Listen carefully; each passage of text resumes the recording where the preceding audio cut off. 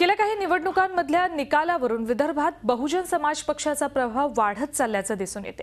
गेल्या 2 लोकसभांच्या निकालांवरून तर यंदाच्या विधानसभेत बसपची भूमिका निर्णायक ठरू शकते।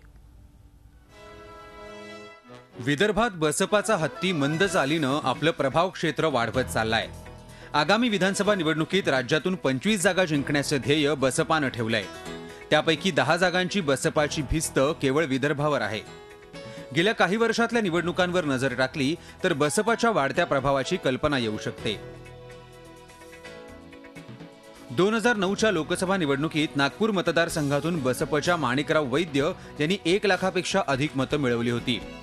त्यावेळी भाजपच्या बनवारीलाल पुरोहित यांचा केवळ 24,000 पराभव झाला होता।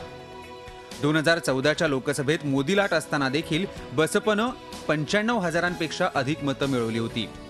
भाजप आणि काँग्रेस खालोखाल 3ऱ्या क्रमांकाचा पक्ष बसपाच ठरला होता।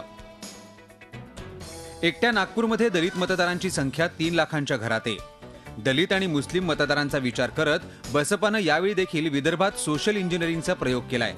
त्यामुळे गेल्या काही वर्षात आरपीआय आणि इतर घटक पक्षांचा प्रभाव कमी होऊन बसपाचा प्रभाव वाढताना दिसतोय।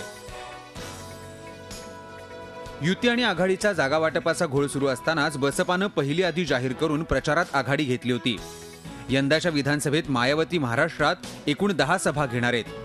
त्यातल्या 2 सभा विदर्भातल्या नागपूर आणि भंडाऱ्यात होणार आहेत। महाराष्ट्रात पंचरंगी लढत होणार असल्यामुळे समर्पित मतदार असणाऱ्या बसपाची भूमिका अधिकच महत्त्वाची बनली आहे। अमोल जोशी, झी मीडिया, नागपूर।